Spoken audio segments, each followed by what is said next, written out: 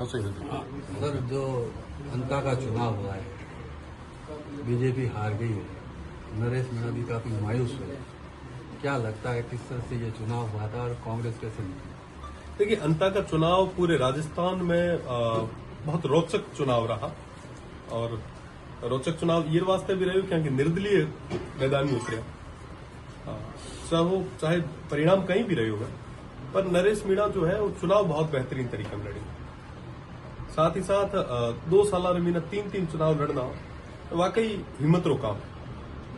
अमूमन आदमी एक चुनाव और बाद में थक सो जाया करे। मैं लोग 2 चुनाव लड़िया, माना था है कि निर्दलीय लड़न मीना की तो जोर आया करे। तो चाहे परिणाम कहीं भी रहे हो है, पर वाकई बहुत मजबूती में चुनाव लड़े, उन्होंने बधाई। साथ ही साथ जो हमार वर्तमान मीना उम्मीदवार जीते हैं उन्होंने भी खूब खूब बधाई और शुभकामनाएं। उम्मीद करा कि जिके भरोसे रे बेड़ा आपना अंतारी जनता विश्वास जताए हुए आप उम्मीदवार माथे खुद तरीके खड़ा। आपको लगता नहीं है कि सरकार की 2 साल की जो कार्य योजनाएं थी, कार्यकलाप, वो प्रॉपर जनता तक नहीं पहुंच पाए, जिसकी वजह से बीजेपी की हार हुई है? देखो साहब, कई सारा कारण रहा करे चुनाव रे मीना, कई सारा फैक्टर अलग अलग रहा करे उरे मीना। हाँ, जाहिर सी बात है कि जो दूसरे और तीसरे उम्मीदवार ने पिछलो गैप હતો बहुत कम હતો, लगभग 200 मीना वो गैप रही। अगर थोड़ी सी भी चीज ऊपर नीचे होती तो शायद सत्तारूढ़ जो दल है वो तीसरे नंबर माथे भी जा सकते।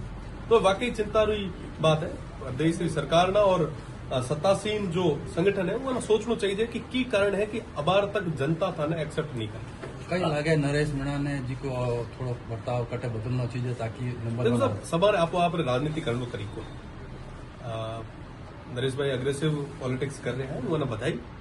कई सारी चीजों जरूरत है, वो खुद समझदार है, मैं हूँ काफी सीनियर है, पर चुनाव बहुत बेहतरीन तरीके में लड़े है ये वास्तव में। भाटी साहब, जिस तरीके से आप निर्दलीय विधायक बने, जीत के, निर्दलीय विधायक बनकर जीतना मतलब कितना डिफिकल्ट है? देखो साहब, जनता रो प्रेम विश्वास आप रे भेड़ो है तो कोई बड़ी चीज को नहीं, पर निर्दलीय रूप रे मेरा चुनाव लड़ना भी अपने आप रे मेरा बहुत बड़ो टास्क है।